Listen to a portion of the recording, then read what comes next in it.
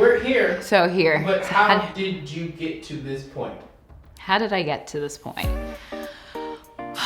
Take me back to that day, man, when you decided to quit. I decided to quit. I feel like I'm sweating. It's not gonna be understood. It happened to you. I know, Ronnie, but I'm just like a black woman. For many of us, we've been wanting our own personal bailout long before this meltdown on Wall Street. I got in the business in 2006. My first on-air job was in Macon, Georgia. And I reached out to all the news directors outside of Atlanta in the small markets. Only one news director answered. I actually lied to get the job and told a news director I was gonna be in town, which I was not, because I don't know anybody in Macon, Georgia. So I basically paid for my way to go on that interview, and that's the job I got, and that's how I got into the business. I did that because I knew that you had to start small. I knew you had to pay your dues. I was making $18,000 a year. I had 2 degrees. I could not eat 3 square meals a day. I was hundreds of miles from home. I was learning so much. It was such an adventure. But I knew that that was a price that you had to pay to get started. Yes, there are always gonna be sacrifices with everything, but I just thought after certain amount of time, there are certain things that I wouldn't still have to be fighting for. And it was 15 years later, and I was having some of the same conversations as I was having in 2006 in Macon, Georgia. In the middle of that, over those 15, 16 years, I had moved. I had won the awards like I was told that I needed to do.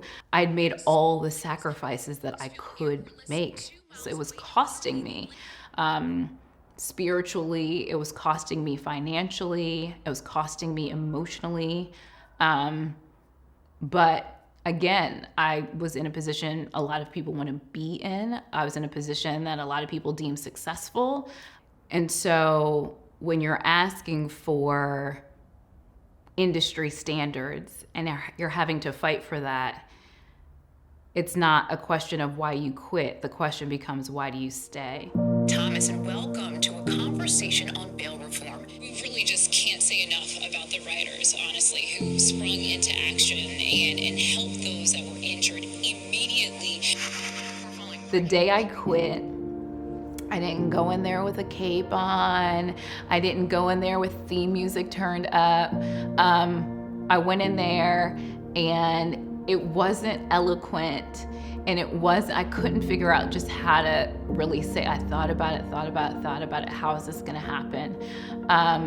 There are certain things that I did say, but the moment I was asked, all right, so essentially, she didn't say it in this way, but essentially like, so are you quitting? And I said affirmatively, yes, that's what I'm saying.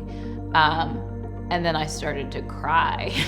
I don't cry at work because that could be dangerous, right? Like you can't, being a black woman, I think all black women know that you can't really just sit and cry at work. I tried to work within the system. I tried to check the boxes and do the things, and it just came at the expense of myself, and I quit. I quit a job. I quit bartering my spirit for money. I quit bartering my values for perceived positions. I was done negotiating that. First thing that happened is that I slept really well that night. The next thing that happened was opportunities opened up. I mean, here I was trying to create opportunity, like using my grandest imagination. I just kind of was out there and things just started to come. Welcome back. I left local news as an institution, but I didn't leave being a journalist. Like I got in to tell stories that matter. What are you doing now, Aundrea?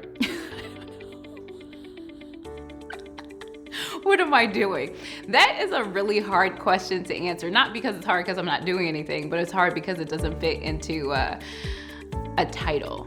I guess if I had a title for it, I am producing, but not just producing stuff for television, stuff for live events, for podcasts. I am producing my life now. This is not my plan B.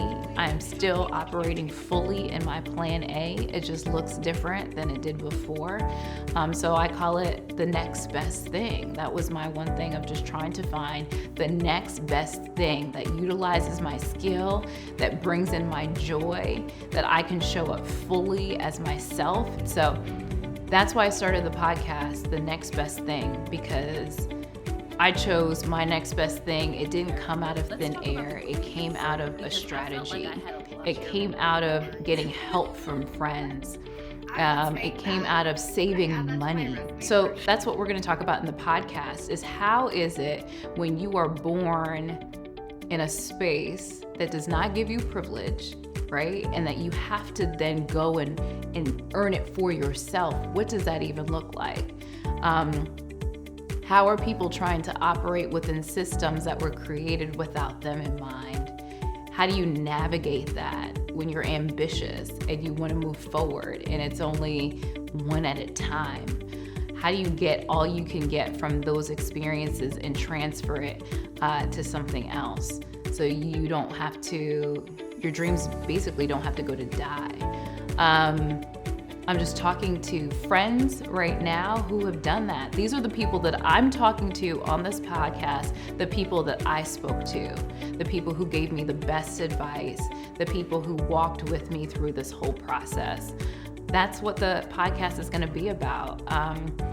It's from people who know what it feels like to find their next best thing. And we talk about not just them going to the other side. We talk about that messy middle when they don't know if the decisions they're making will work, but they have the courage to take them anyway. So that's what I'm doing. So many people have been asking me, and that's a long way to say what I'm doing. And I just hope you can continue to join me on this journey and listen to The Next Best Thing with Aundrea Cline-Thomas. I'm just so happy and proud of putting this project out into the world. I hope it can help you.